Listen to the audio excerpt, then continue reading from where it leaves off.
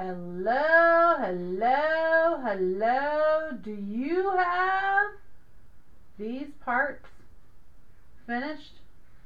Because today we're going to fill in the after. You should have this action item and the before action item finished before we get started today. If you didn't finish those, that was your async assignment on November the 8th, a Thursday. Today we're going to do the after. The after. That means for cup 1, the raw egg. What's our data? We should write in that box what happened to the egg in the terms of diffusion, osmosis, passive transport, and active transport. Did anything happen in this egg? Or does it look much the same as it did when we set this up back on Thursday, November the 8th, during your async assignment? I would say that nothing happened here. This egg remained unchanged. So now we're going to look at a cup 2. This was the egg that was just like this one, just like this. But then we put vinegar in there, and you can see that the amount of vinegar has reduced, and the egg has gotten a little bit bigger. It's kind of hard to see. Let me see. I don't want to put that over. I don't want to dump this on my keyboard. So let me pull it out, and I'm going to show you in comparison. Has that egg changed? I think we can say yes. I think we can say that this egg is bigger than the normal egg. And that means that something happened. Something crossed through the membrane into this other egg. Right? And there's been no energy added, so it was a passive transport. And because it would have been the water that was in the vinegar, because vinegar is part water, it would have been osmosis that happened here. Now I just realized I need to probably keep that egg out, because this is cup 3. Did you write that down, by the way? Did you write down your after what happened in this egg? You should have recorded that. This is our after for cup 3, the prepared egg that had its shell completely removed. So let's look at this. Knowing that this egg is what that egg looked like, I think we could say that this egg probably is a little smaller if I don't squish it. Do you see how this is a little smaller? That tells you that this egg also had some passive transport happen, because no energy was used. That's just been sitting on the shelf over there all week long. No energy was used, so passive transport, and it would have been water that moved out of the egg, so osmosis has occurred. Now let's look at cup 4. Did you write that down?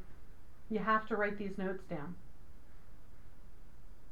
Cup 4 with the food coloring that started at a high concentration in the drop of food coloring and then spread out through the water. What do you think this egg looks like now? Remember, it was blue food coloring. Do you think the water's all blue? Nice and even blue? Let's see. Not only is the water blue, but the egg is blue. Let me pick him up. I should be able to. I hope he doesn't break. I got him. Okay, let's compare him. He's blue now, right? He's about the same size though. So diffusion happened here because the color moved, and that's not water. Osmosis, remember, is the movement of water across a cell membrane. This egg is blue.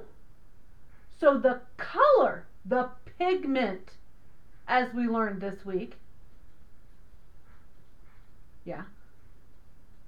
the pigment moved into the egg.